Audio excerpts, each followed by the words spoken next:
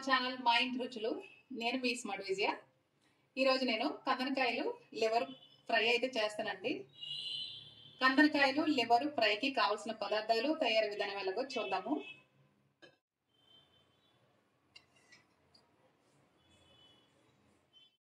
ముందుగా స్టవ్ వెలిగించుకుని కడాయి పెట్టేశానండి. ఇప్పుడు కావాల్సిన ఆయిల్ అయితే వేసుకుందాము. ఆయిల్ అయితే వేసుకున్నామండి. ఫ్రైకి కొంచెం ఆయిల్ ఎక్కువే పడుతుంది.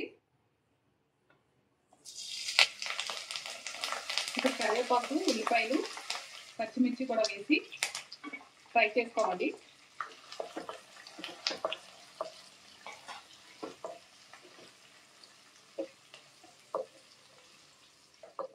మనకి ఉల్లిపాయలు, పచ్చిమిర్చి, కరివేపాకు అయితే బాగా వేగిపోయాయండి. ఇప్పుడు అల్లం వెల్లుల్లి పేస్ట్ వేసుకుందాము. ఇది ఒక 2 నిమిషాలు వేయించుకోవాలి. ఇలా వేయించుకున్న తర్వాత లివరు కందనకాయలండి. ఇది ముందుగా శుభ్రం చేసుకుని 2-3 సార్లు అయితే వాష్ చేసి పెట్టాను. అలాగే దీంట్లో కొద్దిగా పసుపు, కొద్దిగా అల్లం వెల్లుల్లి పేస్ట్ కూడా కలిపి ఉంచానండి. ఇప్పుడు ఇది వేసేసుకుందాము.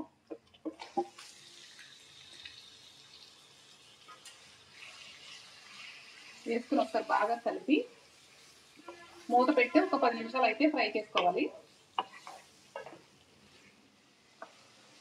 మధ్య మధ్యలో ఇలా కలుపుకుంటూ ఫ్రై చేసుకోవాలండి. ఇప్పుడు రుచికి సరిపడా ఉప్పు కూడా వేసుకుందాము.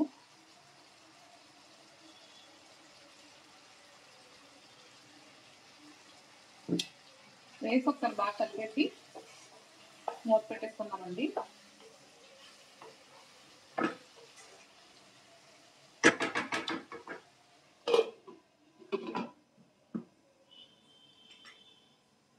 సిమ్లో పెట్టి మాత్రమే బాగా ఫ్రై అవ్వనివ్వాలి.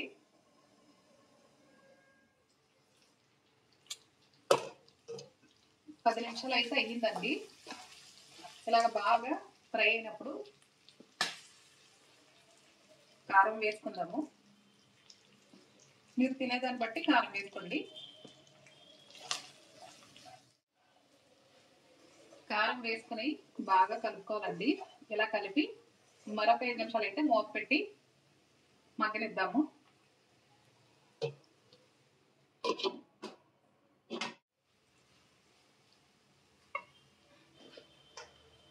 చివరిగా ఒక 1/2 టీ స్పూన్ గరం మసాలా వేసుకుందామండి. ఇలా మసాలా వేసుకుని మరొక 2 నిమిషాలు వేయించుకుంటే సరిపోతుంది.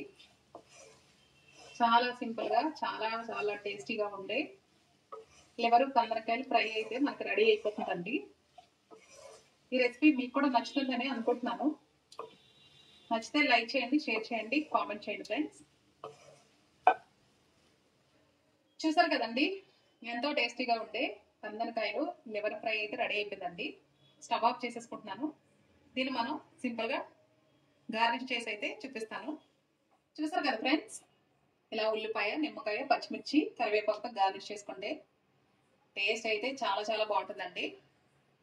తప్పకుండా మీరు కూడా ట్రై చేసి నాకు కామెంట్ చేయండి ఫ్రెండ్స్.